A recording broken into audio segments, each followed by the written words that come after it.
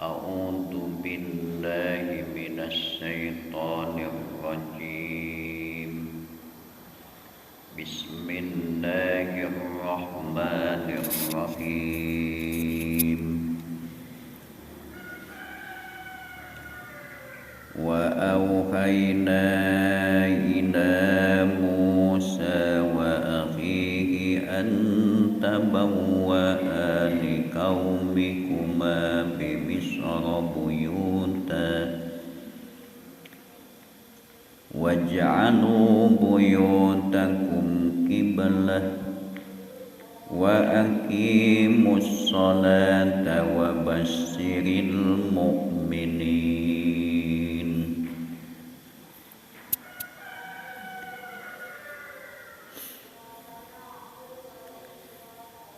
Wa auhayna sareng parantos ngawahyukeun kami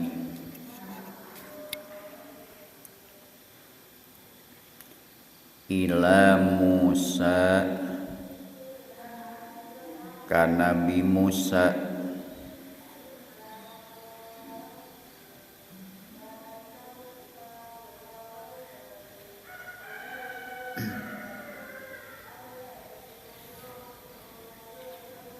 wa akhihi sareng kadulurna itu Musa nyaeta Kangjeng Nabi Harun.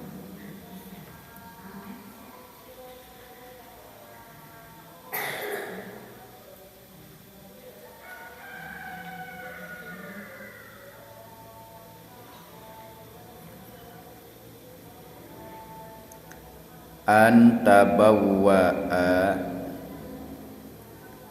an di dieu tiasa tafsiriyah margi nyumponan syarat an tafsiriyah teh setiap kalimat an anu kapayunan ku jumlah anu dina eta jumlah teh aya makna kaol tapi teu aya hurufna kaol. Aya di dieu makna kaol nyaeta auhayna tapi teu aya huruf qola, teu aya kalimat qola.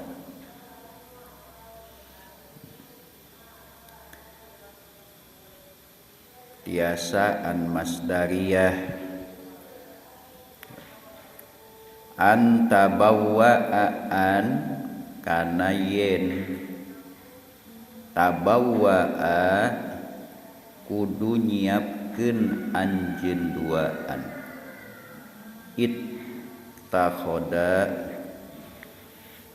ittakhida tegesna kudu ngajadikeun anjeun duaan liqaumikuma pikeun kaum anjeun duaan bi Misra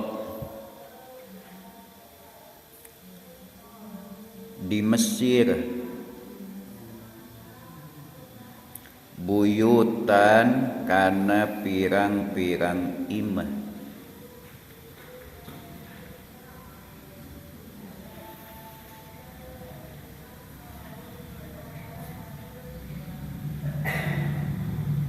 bi Misra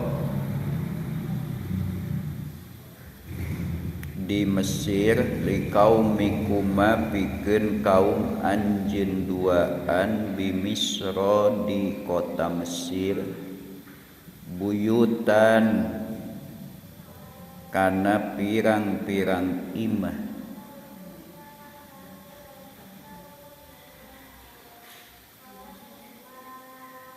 antep teh waj'alu jeung kudu ngajadikeun pikeun aranjeun buyutakum kana imah-imah aranjeun kiblatan kana kiblat musollan tegesna kana jadi tempat salat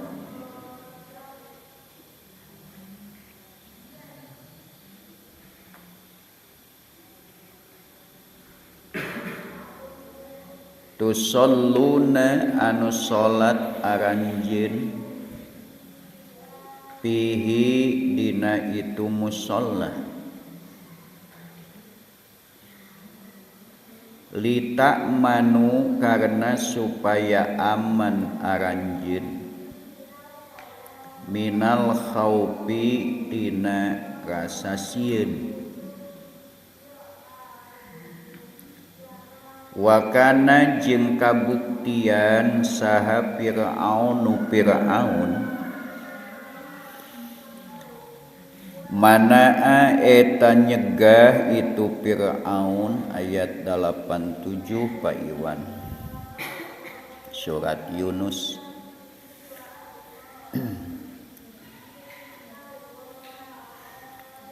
ka itu kaum minas sholati tina sholat wa aqimu jeung kudu ngadegkeun aranjeun as-sholata kana sholat atimu tegesna kudu nyampurnakeun aranjeun ha kana itu sholat wabasyir jeung kudu masihan pangbubungah anjeun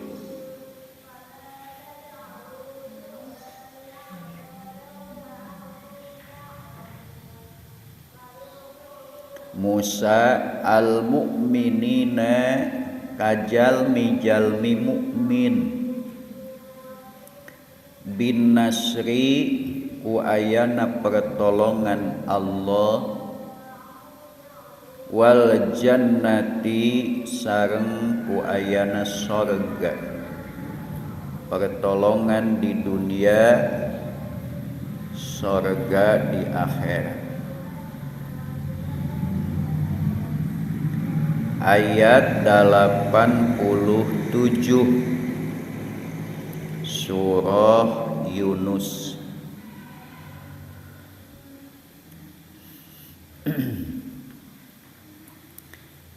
masih dina nyarioskeun kisah dakwah kisah perjuangan Nabi Musa sareng Nabi Harun anu diutus ku Allah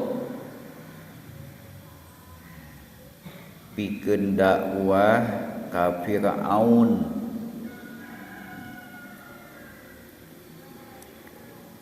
ieu kisah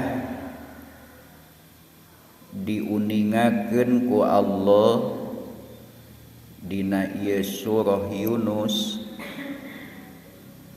ieu dina rangkaian tasliyah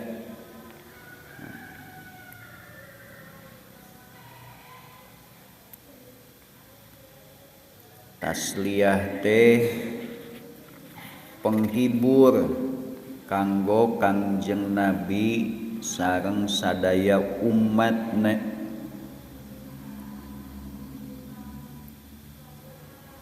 di mana dina perjuangan dakwah Kangjeng Nabi sallallahu alaihi wasallam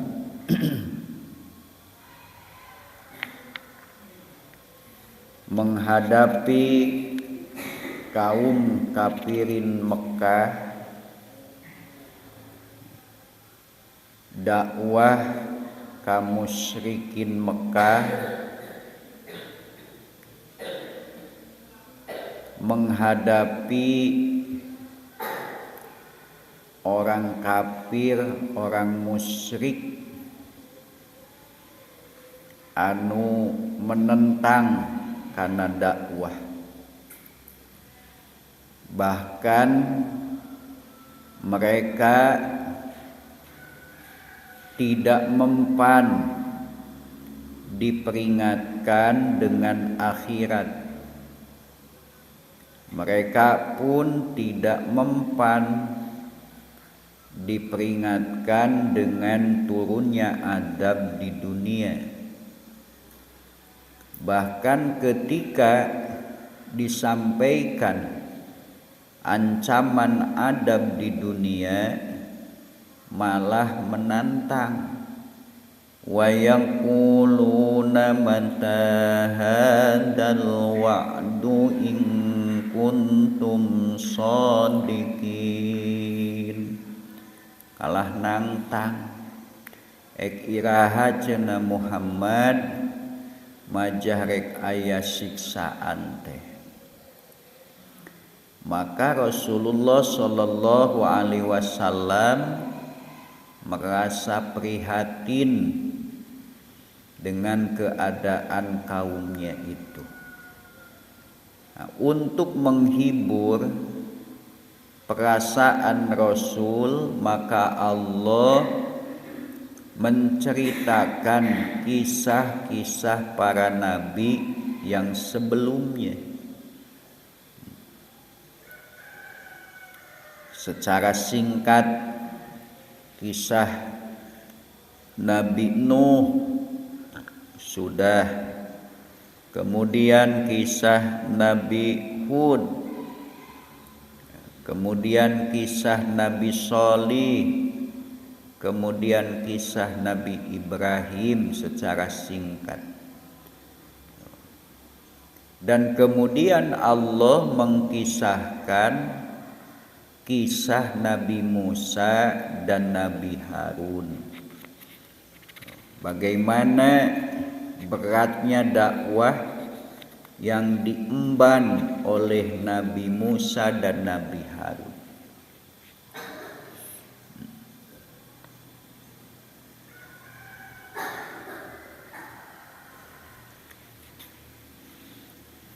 Nah, di ayat 87 masih dalam rangkaian kisah Nabi Musa dan Nabi Harun.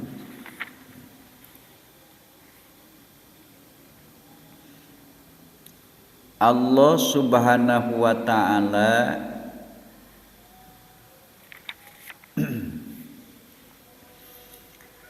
memerintahkan menceritakan salah satu kisah di mana di dalamnya Allah menjelaskan bagaimana sulitnya Nabi Musa dan kaumnya melaksanakan syariat Allah. Wa auhayna ila Musa wa akhihi an tabawwa'a liqaumikuma bimisra buyuta waj'alu buyutakum qiblah wa aqimus sholata wa basyiril mu'minin. Nah, ini setelah Allah menceritakan sebelumnya bahwa tidak ada dari kaumnya Firaun yang mau beriman kecuali satu keturunan yang menyembunyikan iman karena takut mendapatkan ancaman dari Firaun dan tokoh masyarakat Firaun.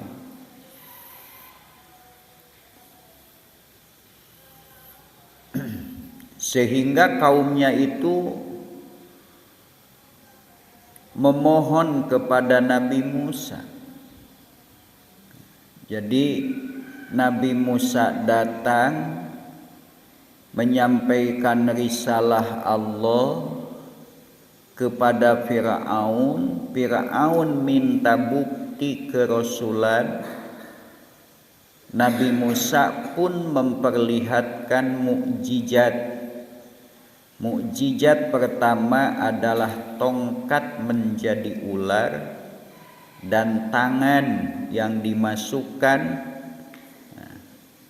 ke saku baju atau dimasukkan ke bawah ketiak, kemudian dikeluarkan menjadi bercahaya. Nah, itu bukti pertama kerasulan Nabi Musa. Firaun tidak percaya, malah mengatakan sihir. Dan Firaun berupaya untuk melawan Nabi Musa dengan mengumpulkan para tokoh-tokoh sihir. Setelah terkumpul para tokoh-tokoh sihir itu, maka berhadapanlah Nabi Musa dengan tukang sihir. Dengan izin Allah, dengan pertolongan Allah, dengan ridho Allah, karena Nabi Musa adalah petugas Allah, utusan Allah, maka Nabi Musa bisa mengalahkan kekuatan sihir sampai para tukang sihir itu menyatakan iman. Setelah pernyataan iman, tukang sihirnya diancam bahkan dibunuh oleh Firaun, tapi mereka istiqomah dalam keimanan. Hebat tukang sihir itu. Nah, ini salah satu hikmahnya. Nabi Musa, Nabi Harun disuruh dakwah kepada Firaun, dipinta mukjizat, dipinta bukti, diperlihatkanlah mukjizat tongkat menjadi ular, tangan yang mengeluarkan cahaya, dianggap sihir, dilawan dengan ilmu sihir, dikumpulkan tokoh-tokoh besar ilmu sihir. Berhadapan Nabi Musa dengan tukang sihir, Allah memenangkan Nabi Musa, tukang sihirnya beriman. Jadi yang dituju dalam dakwah adalah Firaun dan kaumnya, tapi Allah menghendaki bahwa para tukang sihir itu hendak diberi hidayah oleh Allah. Maka bisa saja kita menyampaikan dakwah kepada si A, kemudian ada si B yang ikut mendengarkan, melihat. Si A yang dituju tidak mau menerima hidayah, tapi si B-nya mendapat hidayah. Nah, ini berarti dakwah itu tidak pernah rugi. Iya, jangan merasa rugi dengan dakwah. Nah, setelah itu masyarakat Firaun enggak mau beriman kecuali ada satu keluarga yang menyembunyikan keimanannya karena takut oleh Firaun dan para pembesar kaumnya.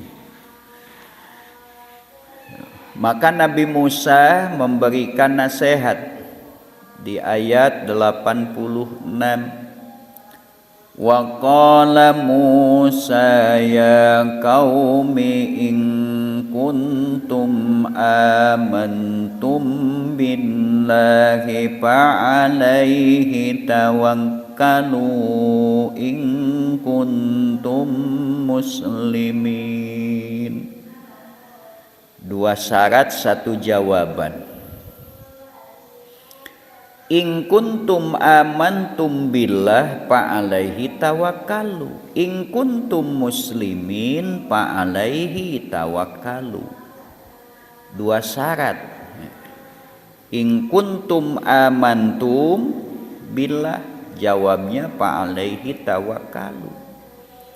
In kuntum muslimin, sama jawabnya fa alaihi tawakkalu.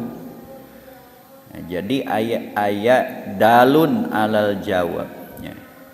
Jawab in kuntum muslimin dibuang karena sudah ada petunjuk fa alaihi tawakkalu. Nabi Musa menasehati kaumnya yang beriman, karena Nabi Musa, Nabi Harun dan pengikutnya yang beriman menghadapi tantangan yang luar biasa, ya, tantangan berat. Kalau ketahuan oleh Fir'aun pasti diancam, bahkan tidak segan-segan dibunuh. Jangan-jangan masyarakat biasa, istrinya pun Ibu Asia, istri Fir'aun yang sangat dicintai oleh Fir'aun, ketika diketahui menjadi pengikut Nabi Musa dibunuh. Ya, kalau sekaligus dibunuh, mendingan ini disiksa dulu habis-habisan baru dibunuh. Apalagi masyarakat, istrinya sendiri, permaisurinya, karena iman itu dibunuh. Begitu kejamnya. Maka Allah nyatakan wa inna fir'auna la'alim fil ardh wa innahu laminal musrifin.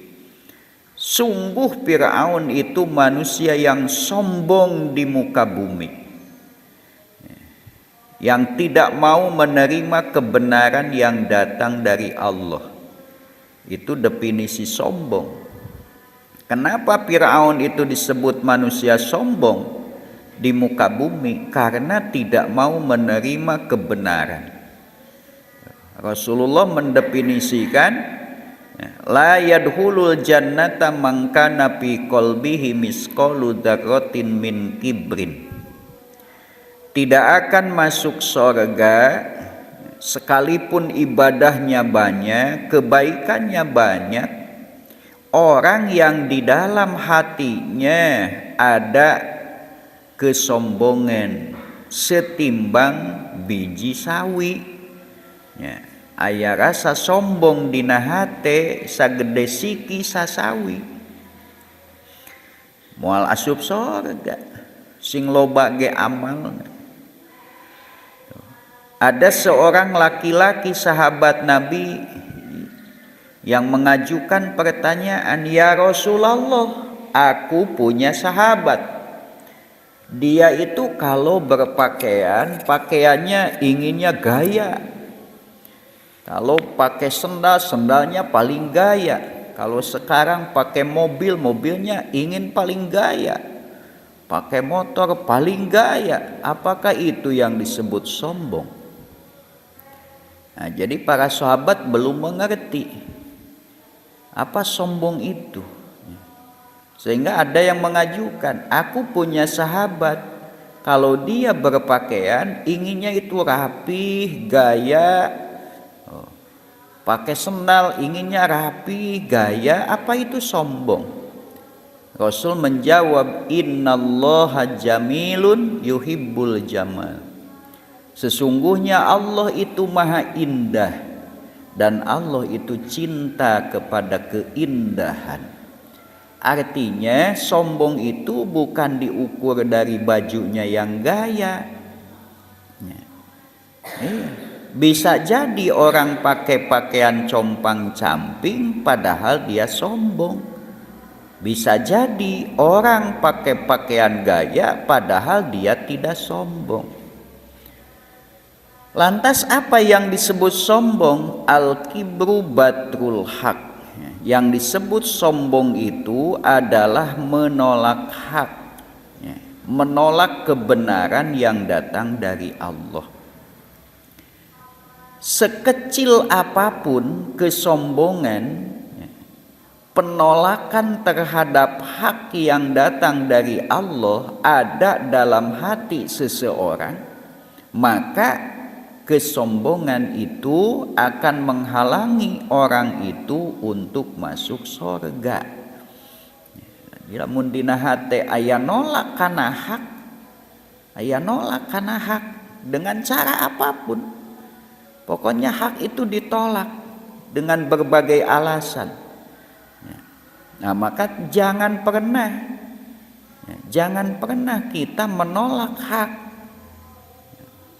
Ketentuan yang sudah pasti dari Allah yang disampaikan oleh Rasul, nah itu apapun itu jangan ditolak, jangan punya alasan, terima sekalipun belum mampu melaksanakan.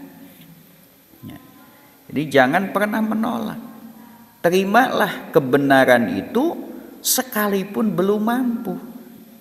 Nah, jadi kita menerima, ya Allah aku terima ketentuanmu ini, tapi maafkan aku belum bisa melakukannya. Gitu. Ulah ieu mah geus salah, geus teu narima, nyeun deui alasan. Nah, itulah iblis laknatullah. Iblis itu tidak mau menerima keputusan Allah, kemudian ketika ditanya malah bikin alasan untuk membenarkan perilakunya. Jadi jangan bikin-bikin alasan, mencari-cari dalil untuk membenarkan perilaku kita yang benar-benar nyata-nyata sudah menolak ketentuan Allah. Itu sombong pertama. Yang kedua, sombong itu wagomtun nas, menghinakan manusia. Jadi sekalipun tidak menolak kebenaran, tidak menolak salah satu aturan Allah, tidak menolak Islam atau bagian daripada Islam, tetap termasuk sombong yang tidak akan bisa masuk surga, orang yang di dalam hatinya merasa lebih baik daripada orang lain. Jadi cirina jelema nu ngarasa leuwih alus, cirina nyaeta tidak mau dinasehati. Orang yang tidak mau dinasehati itu menunjukkan bahwa dirinya merasa baik. Orang yang tawadu, orang yang tidak sombong, sekalipun tidak salah, dia tetap siap menerima nasihat dari orang lain. Nah, kalau kita tidak mau menerima nasihat, itu berarti kita sombong. Ya, apalagi nasihat Allah, nggak mau mendengarkan keterangan-keterangan Allah, itu termasuk sombong, berpaling. Ya, lamun ngadenge disampaikan keterangan Allah teh henteu semangat, henteu antusias, bahkan mencari-cari alasan untuk tidak mendengar. Itu kaasupkeun karena yaz'aluna asabi'ahum fi adanihim minas sawaiki adarul maut. Karena kesombongan yang paling besar adalah kesombongan kepada Allah, menolak aturan Allah. Kesombongan kedua hukumnya fasik. Kesombongan pertama hukumnya kafir. Orang menolak ketentuan Allah kafir, itu sombongnya iblis. Orang merasa lebih baik daripada orang lain, itu adalah fasik, kesombongan yang bersifat fasik. Di iblis dua-duanya ada.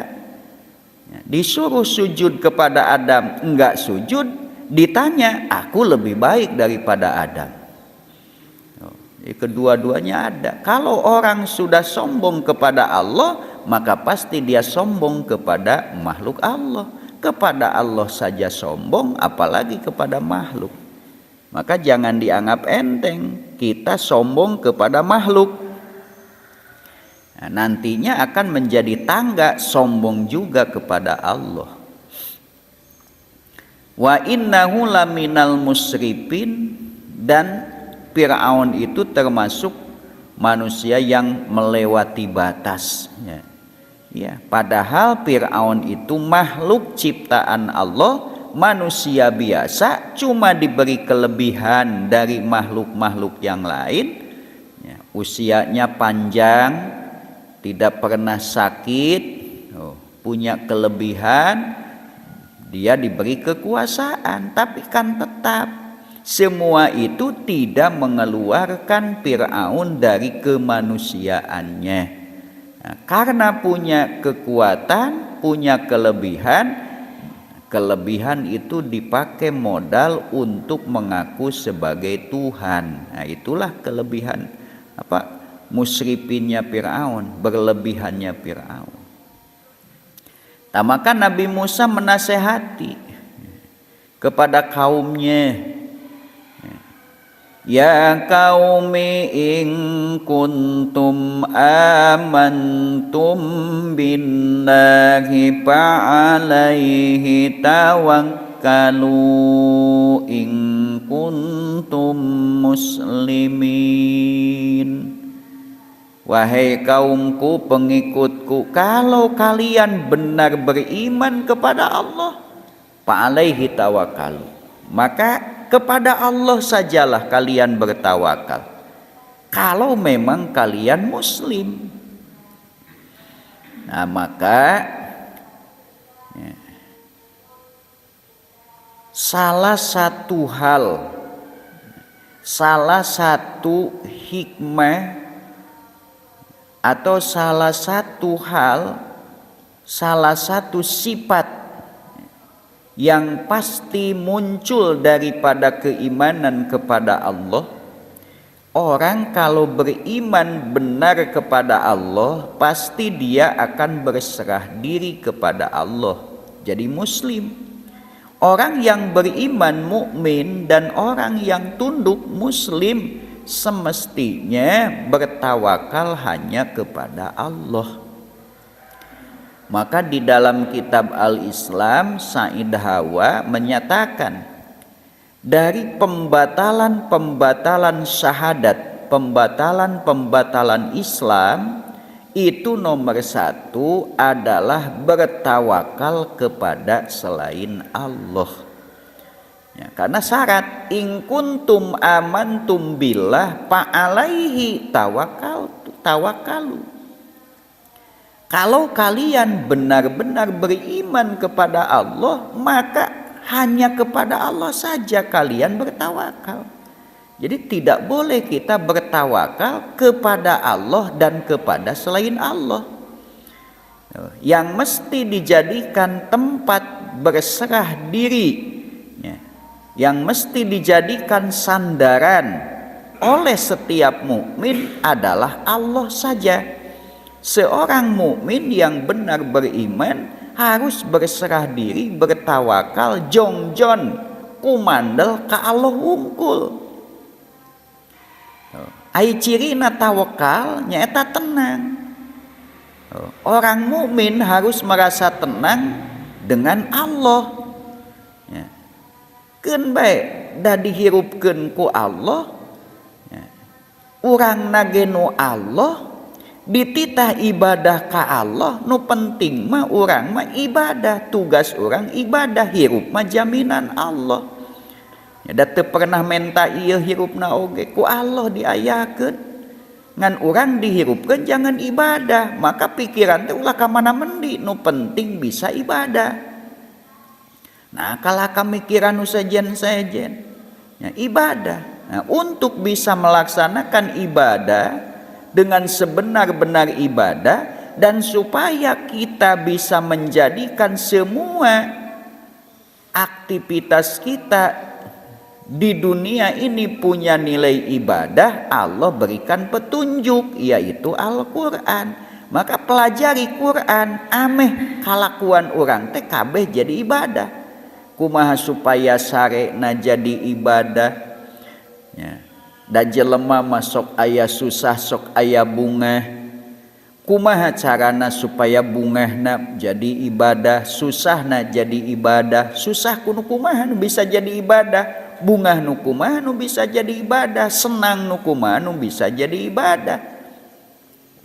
Ek jadi ibadah kumaha atuh dayeuna mah teu sare sapeupeting. Ya, lain ngaji Quran, lain mukaan ilmu. Hayo we ngome Mobile Legend tuh pan hanas teu sare sapeupeting. Ya, kan gitu. Ya. nya yeuy nya tuh nya kan eta mah hanas tunu senang-senang namangan teh jadi ibadah. Nah, maka Allah berikan panduan hidup Al-Quran supaya kita punya ilmu, tahu. Ya. Karena tugas kita ibadah kepada Allah, bagaimana supaya semua aktivitas hidup kita bernilai ibadah. Da jelema masok tunduh, sok bentak cenghar, sok susah, sok bunga, sok senang. Ya. Sok sedih, nah itu sadayana sina jadi nilai ibadah.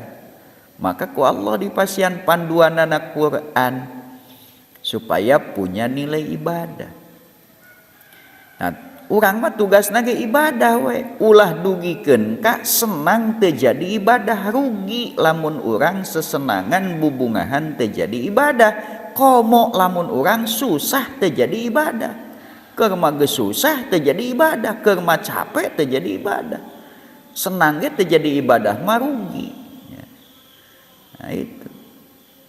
Tamata Quran itu harus dikaji. Ya. Nah, urusan-urusan itu semuanya serahkan kepada Allah. Fa'alaihi tawakkalu. Bertawakallah kalian kepada Allah. Urusan rezeki tawakal kepada Allah. Jadi Allah nu kudu dijadikan sandaran sing ngarasa tenang teh ku Allah.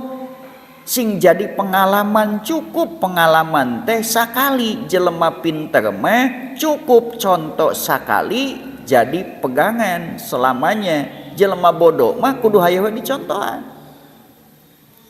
Sudah jadi pengalaman kita. Setiap saat tiba heula ge urang teh sok boga kasusah.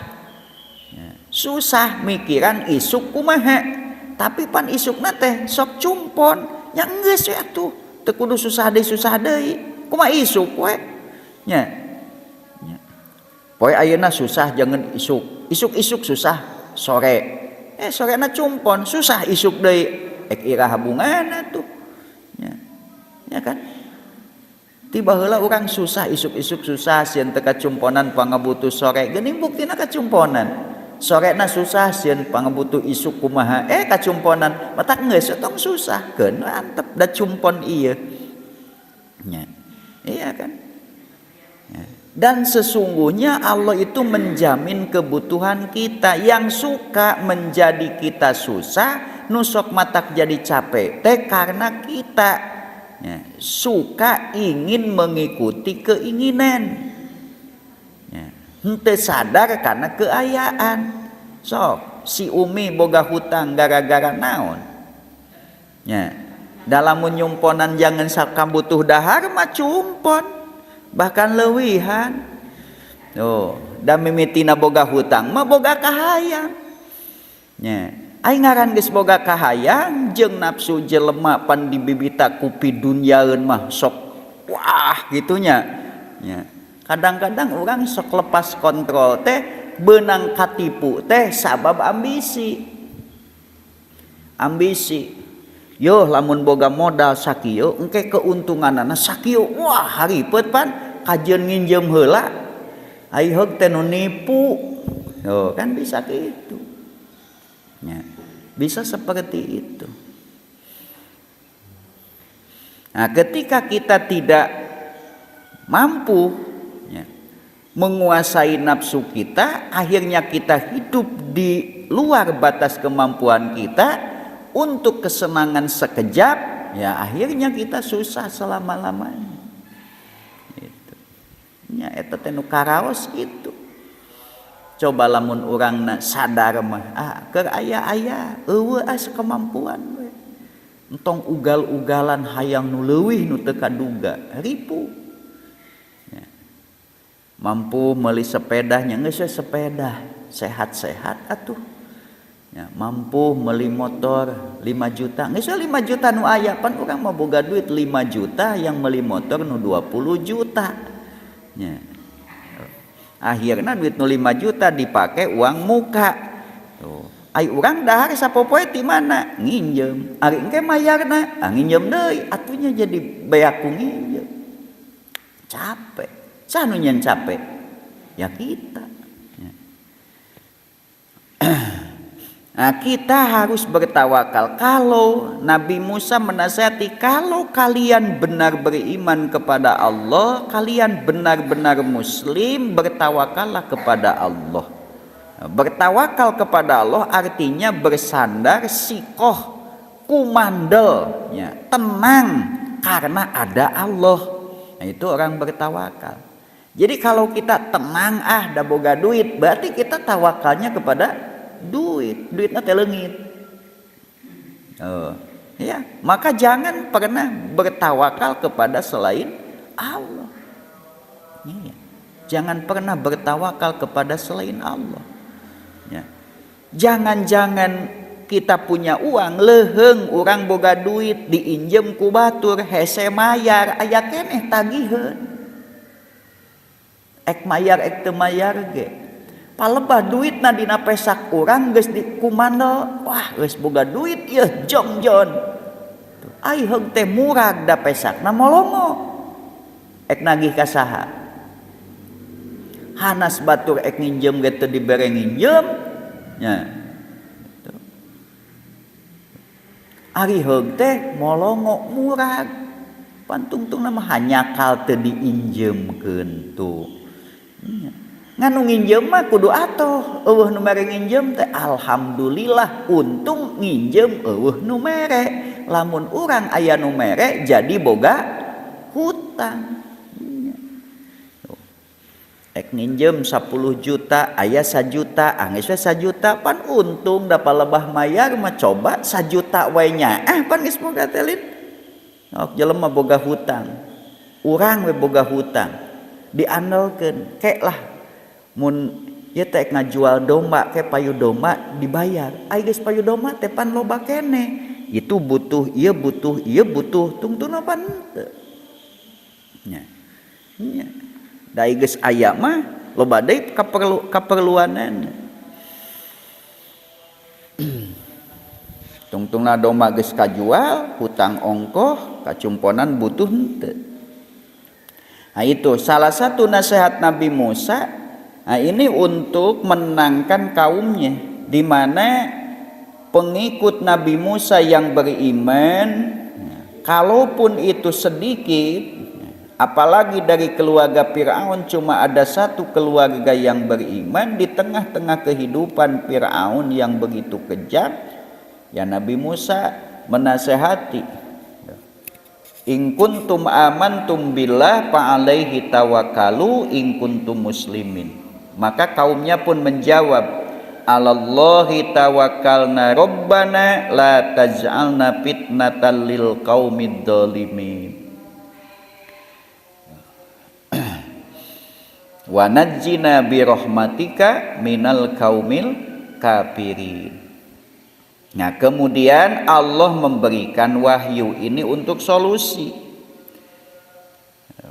Fir'aun diajak beriman tidak mau, orang yang mau beriman diancam oleh Fir'aun, sementara orang mukmin wajib melaksanakan syariat, di antara syariatnya adalah sholat, sementara Fir'aun kalau melihat ada orang sholat marah, ya. Diancam, dibunuh. Bagaimana solusinya? Maka Allah memberikan wahyu kepada Nabi Musa dan Nabi Harun. Wa auhayna ila Musa wa akhihi antabawwa'a liqaumikuma bimisra buyuta waj'alu buyutakum qiblah. Maksud kiblat itu adalah musholla, ya. Dan kami wahyukan kepada Musa dan saudara Musa, yaitu Nabi Harun, supaya keduanya mempersiapkan, menjadikan untuk kaumnya di Mesir itu rumah-rumah, dan rumah-rumah itu jadikanlah tempat sholat. Itu masalah kiblatnya. Kiblat Nabi Musa itu ada yang mengatakan bahwa kiblatnya itu Ka'bah, ada juga yang mengatakan kiblatnya itu Baitul Muqaddas. Wahtalafa fi kiblatihim wahtulifa fi qiblatihim qila hiyal Ka'bah wa qila Baitul Muqaddas. Diihtilafkan tentang kiblatnya kaum Nabi Musa, ada yang mengatakan kiblatnya itu Ka'bah, ada juga yang mengatakan kiblatnya itu Baitul Muqaddas.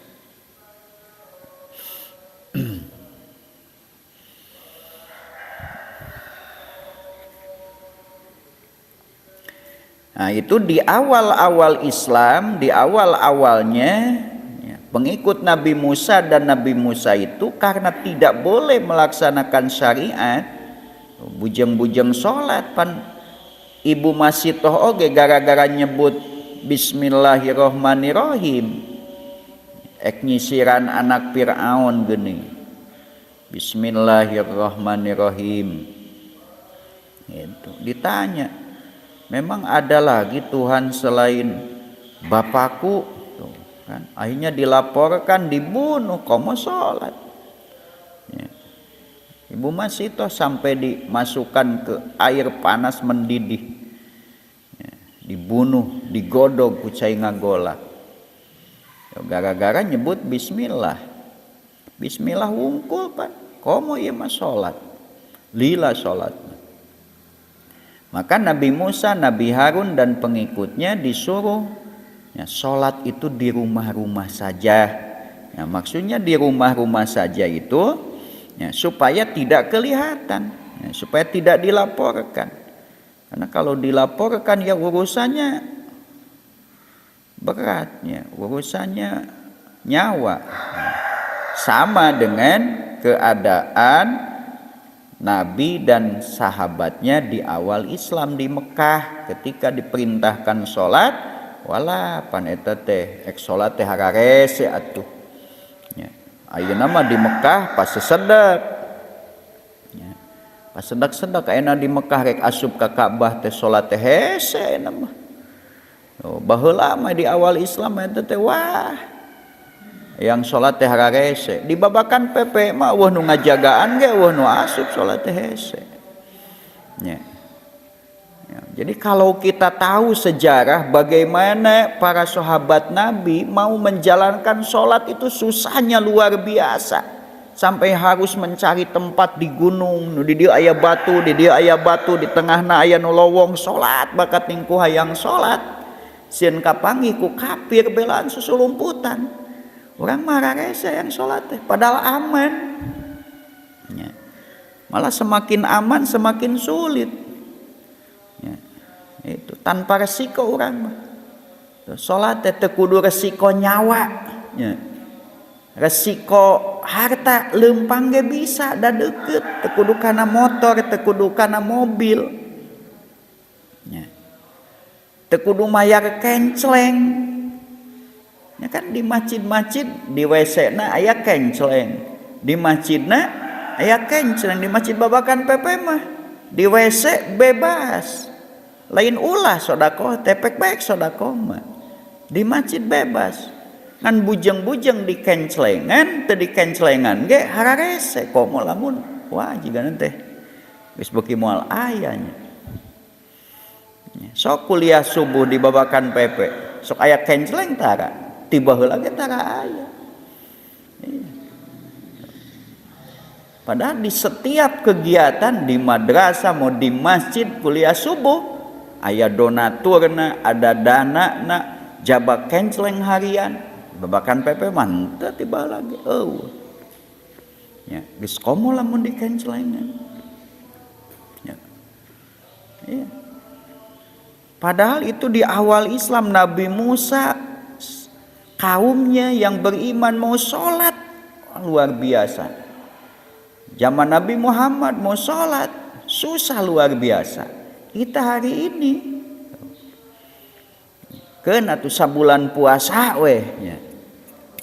Bulan puasa weh bari ngadagoan buka bersama murah korma. Da buka mah nu penting mah tuh asal batal. Ya. Tuluy berjamaah maghrib enak kan, tuluy isya nya tuluy subuh atan nu peutingna we heula. Nah, da tuh subuh ka mana? Tos sahur nya.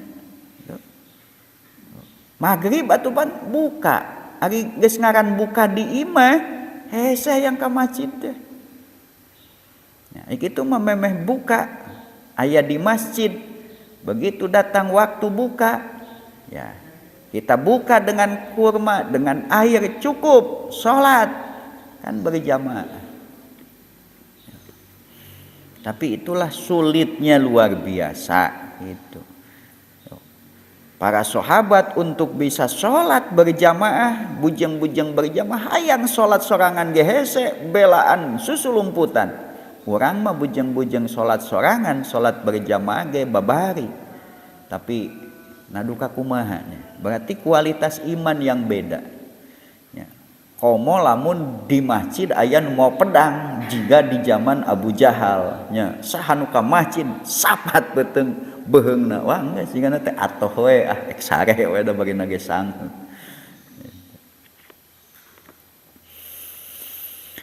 Nah itulah kisah Nabi Musa. Jadi ada kesamaannya. Aku memberikan wahyu kepada Musa dan saudaranya supaya mempersiapkan untuk kaumnya di Mesir itu rumah dan jadikan rumah itu sebagai tempat sholat supaya aman dari rasa takut karena Fir'aun suka melarang orang sholat. Ya.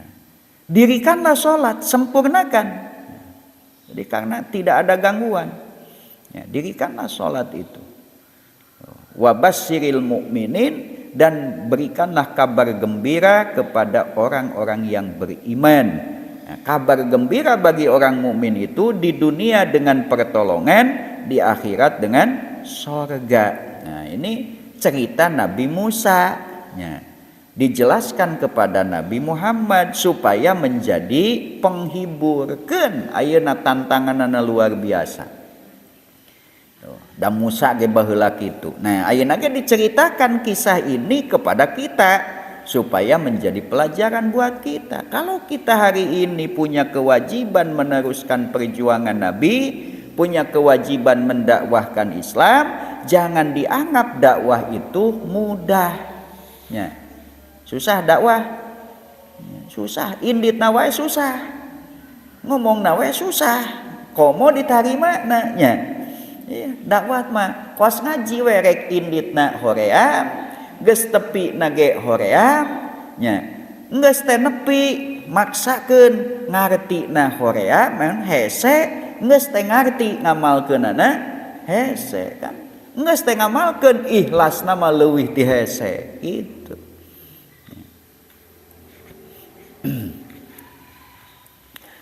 Wa qala Musa rabbana innaka antaita fir'auna wa mala'ahu zinatan wa amwala. Wa qala sareng ngadawuh saha Musa Kangjeng Nabi Musa, Rabbana duh Rabb abdi sadaya innaka saestuna Gusti ataita eta tos maparin Gusti Fir'auna ka Fir'aun wa mala'ahu jeung ka para pembesarna itu Fir'aun jinatan kana papaes wa amwalan jeung kana harta nu loba fil hayatid dunya dina kahirupan dunya. Rabbana duh Rabb abdi sadaya ataita nah maparinkeun Gusti hum ka itu Firaun wa malaahu dalika kana itu zina wa amwal.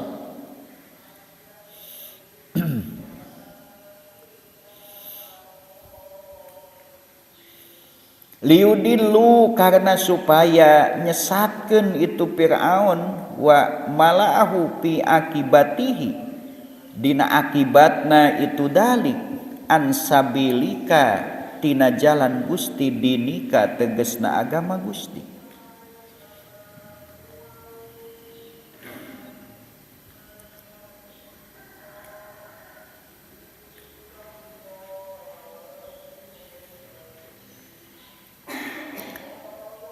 Rabbana duh Rabb abdi sadaya Itmis mugi ngahapus Gusti ala amwalihim kana hartana itu Fir'aun wa malaihi. Imsak tegesna mugi ngahapus Gusti kana itu amwal. Wasdud sareng mugi mengket Gusti ala kulubihim kana hate-hatena itu Fir'aun wa malaahu. Itba tegesna mugi ngonci Gusti alaiha kana itu kulub, wastausik sareng mugi magehan Gusti ya. Pala yu'minu mangka jadi sabab yen teu iman itu Fir'aun wa malahu hatta yarahu sehingga narempo itu Fir'aun wa malahu al adabal alima kana siksa anu pohara al mu'lima tegesna nu nganyerikeun. Da'a ngaduakeun Nabi Musa alaihim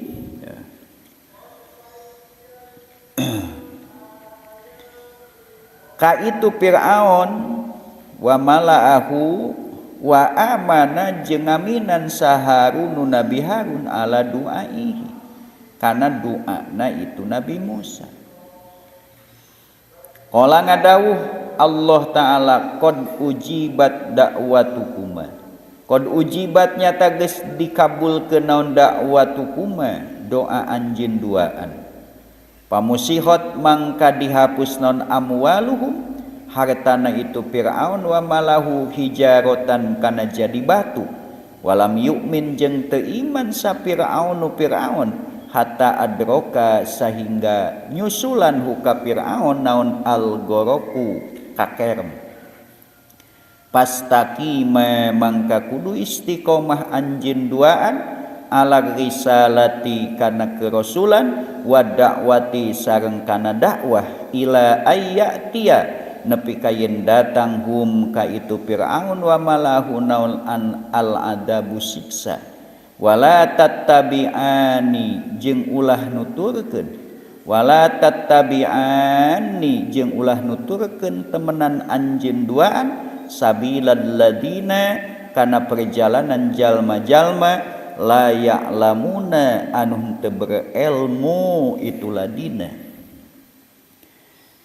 Pisti jali naon qodoi dina menta gagancangan keputusan kaula.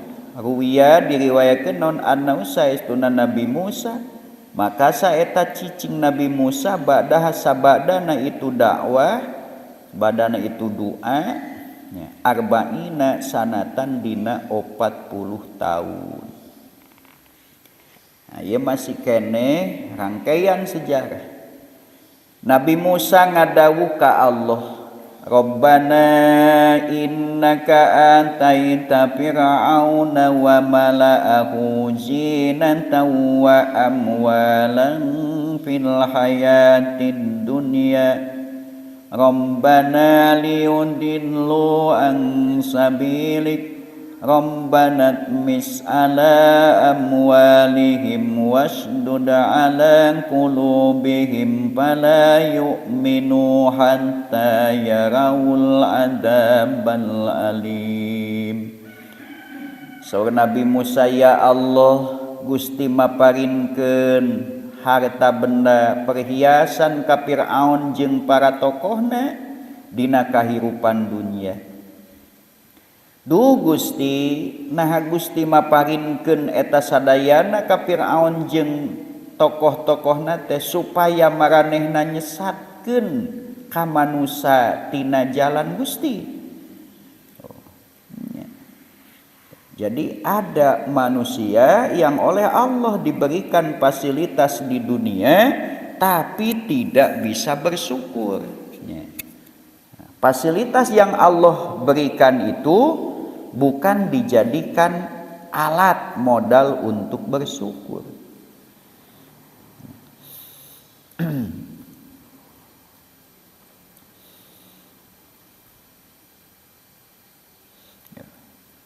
Nah, tapi ya tentu ujung-ujung Nabi Musa alaihi salam diizinkan oleh Allah berdoa untuk kehancuran Fir'aun. Itu ketika Fir'aun dan kaumnya melewati batasnya, berbuat jahat, tidak mau tunduk kepada Islam, dan mereka tetap dalam kekufuran dan penolakan, maka diizinkan oleh Allah.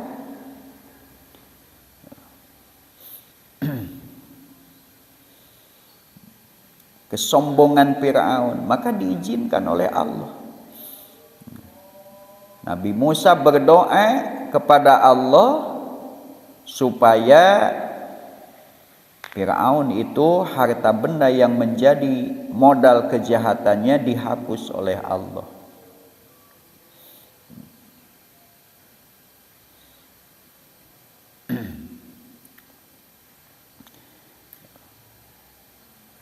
Ya Allah, jadi tos ditinggali heula. Ya Allah Gusti maparin harta jeung perhiasan ka Firaun jeung ka masyarakat terkemuka kaum Firaun dina kahirupan dunia nu akibatna teh maranehna jadi nyasarkeun manusia tina jalan Gusti.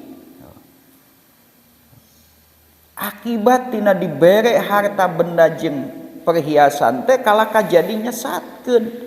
Kumagi sakitu Gusti Rabbana mis ala amwalihim wasdud ala qulubihim fala yu'minu hatta yaraul adabal alim. Mugi Gusti ngahapus kana harta bendana, mugi Gusti meungkeut kana hatena, ya, sehingga maranehna teu iman kecuali sabada ningali siksaan anu pohara. Nah, pelajaran dari ayat ini boleh bagi seorang mukmin mendoakan supaya harta benda, ya, kekuasaan seseorang itu dihancurkan Allah apabila harta benda dan kekuasaannya hanya dijadikan modal untuk menyesatkan manusia. Menang. Ngan lamun teu pupugu jelema loba duitna, henteu sombong, henteu ngaganggu kana dakwah risalah, bahkan ngamodalan ku hartana jeung ku kekuasaanana, tuluy didoakeun eta mah dosa hasud. Ya. Orang yang berharap supaya kenikmatan Allah yang diberikan kepada seseorang itu hilang, itu namanya orang hasud. Fir'aun dan iblis pernah bertemu. Fir'aun nanya, Iblis, adakah orang yang paling jahat, makhluk yang paling jahat daripada kita berdua? Fir'aun jeung iblis sabaraha jahatna ge ngaku. Ya. Ngaku yen maranehna teh naon? Makhluk paling jahat. Ya, Fir'aun bertanya, Iblis, adakah makhluk yang paling jahat daripada kita berdua? Iblis pan teu ngamak disebut paling jahat daripada kita berdua. Artinya kedua-duanya menerima bahwa dirinya itu penjahat. Ya lebih mendingan daripada orang sudah jahat tidak merasa dirinya jahat. Iya.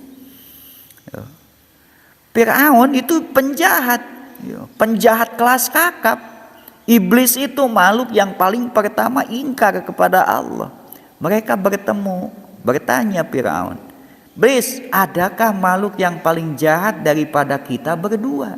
Berarti karena dirina geus ngaku manehna teh naon? Jahat. Bahkan kan iblis mah bebeja rek nyesatkeun oge, ada izin. Fir'aun mengira tidak ada makhluk lebih jahat daripada dirinya. Jadi sadar. Iblis menjawab, ada. Siapa? Memang siapa yang lebih jahat daripada kita? Tuh. Ya. Ada. Siapa? Orang yang punya sifat hasud. Ya. Memang kenapa orang hasud itu lebih jahat daripada kita? Karena orang hasud, aku punya seseorang yang punya hasud. Ada seseorang yang hasud kepada temannya. Temannya itu punya sapi, 1 ekor sapi. Dia hasud karena temannya punya 1 ekor sapi. Maka dia meminta supaya sapi temannya itu dibinasakan oleh Allah. Nu hasud makan gitu. Teresep lamun nempo kanikmatan nu aya di saha?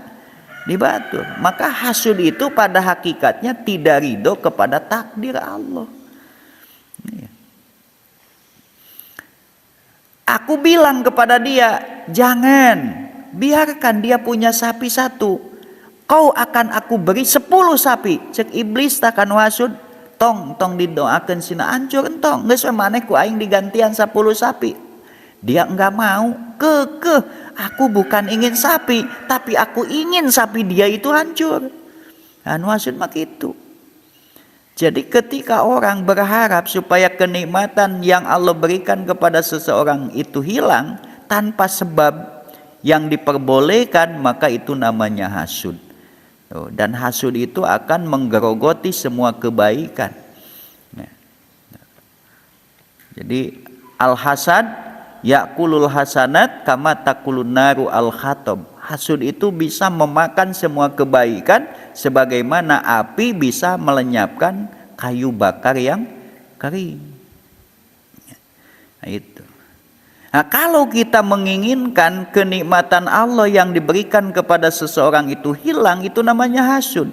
Tapi kalau orang diberi kenikmatan oleh Allah baik berupa harta, kekuasaan, kekuatan dan lain-lain, tapi semua itu dipakai untuk menghalangi manusia dari jalan Allah, maka boleh kita berdoa kepada Allah supaya kenikmatannya dihancurkan. Nah, ini contohnya, ini dalilnya.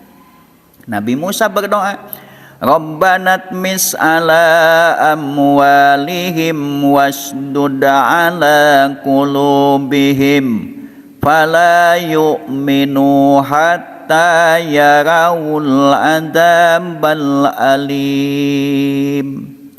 Maka dihapuslah harta Fir'aun itu menjadi batu, dan diikatlah oleh Allah hati Fir'aun dan para tokoh penganut Fir'aun sehingga tidak mau beriman kecuali saat melihat adab. Tapi dari doa sampai kepada saatnya itu selama 40 tahun.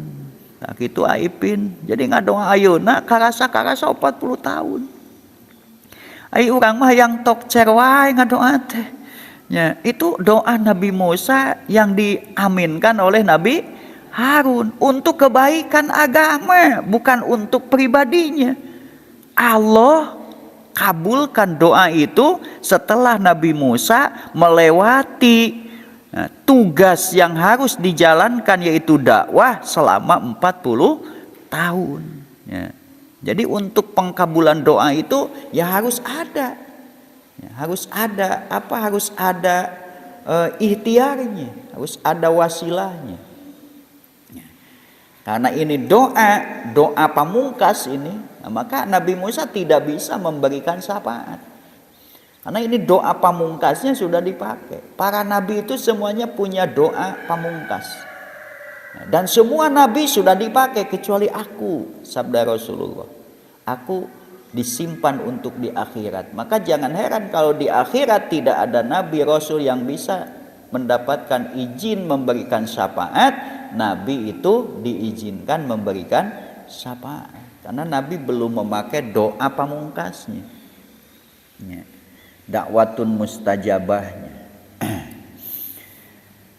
Ketika Nabi Musa berdoa diaminkan Nabi Harun, Allah mengabulkan doanya. Qad ujibat da'watukuma, telah dikabulkan doa kalian berdua. Pastaqima, istiqomahlah tuh. Iya. Setelah berdoa tidak serta merta berhenti, malah pastaqima. Doa kalian berdua sudah aku kabulkan, maka oleh karena itu istiqomahlah melaksanakan perintah. Ya, kita pun berdoa kepada Allah. Tuh. Allahumma ansur juyusal muslimin wa asakirul muwahhidin wa ahlikil kafarota wal musyrikin. Apalagi kita hari ini bulan puasa. Sok sing loba ngadoa teh. Nah, tapi setelah berdoa teh jangan duduk, pastaqima ala risalati wa dakwah. Tuh. Istiqomahlah di dalam kerasulan dan berdakwah. Jangan berhenti. Terus sampai nanti datang saatnya yang sudah dijanjikan oleh Allah.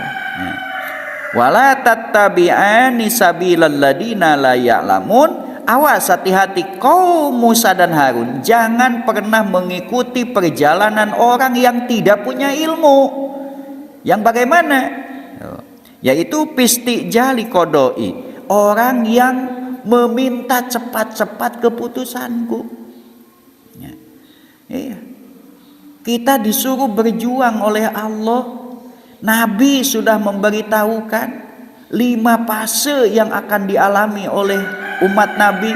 Fase kenabian, fase hilafah, alaman haji nubuwah, fase mulkan adon, fase mulkan jabarian. Hari ini kita ada dalam kondisi mulkan jabarian, dan Allah akan menggantinya dengan hilafah, alaman haji nubuwah di episode terakhir. Ya, fase keempat sedang kita jalani. Mungkin sebentar lagi habis fasenya, fase kelima akan kita hadapi. Nah, kita jangan minta cepat-cepat, segera ya Allah, segera ya Allah. Tak usah minta cepat-cepat, karena sudah ada waktu yang sudah ditentukan. Kita istiqomah saja dalam keimanan, istiqomah dalam dakwah. Putuh itu sudah ditentukan oleh Allah. Yang penting kita bekerja. Ulah putus asa, sampaikan Islam. Kena ulah bosenan. Dah itu ge nu ngadenge teu bosenan ngadenge, jeung teu bosenan nolak. Urang ge ulah bosen. Nyampaikeun jeung ulah bosen ngadakwahkeun. Keun we. Saha kuat-kuat eta mah duanana kuat. Meureun jiga Nabi jeung Abu Jahal. Abu Jahal teu iman nepi ka paeh Nabi, teu eureun nepi ka paehna Abu Jahal ge dakwah. Kuat-kuat we.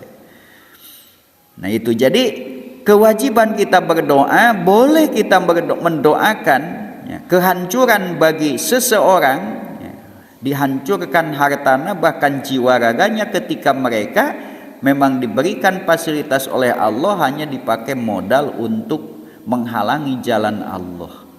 Boleh.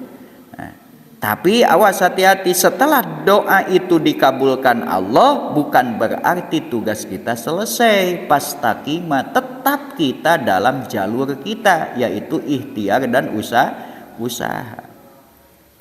Jangan mengikuti perjalanan orang yang tidak berilmu, yaitu yang tergesa-gesa ingin cepat-cepat melihat keputusan Allah. Yang kuat ayeuna, yang itu bisa dikitu-kitu dah Allah mah. Allah mah tidak bisa dipaksa, tidak terpaksa. Allah tidak bisa diberi keputusan karena Allah yang memberi keputusan. Jadi tugas kita bukan memberi keputusan kepada Allah, tapi ridho dengan keputusan Allah dan menjalankan perintah Allah.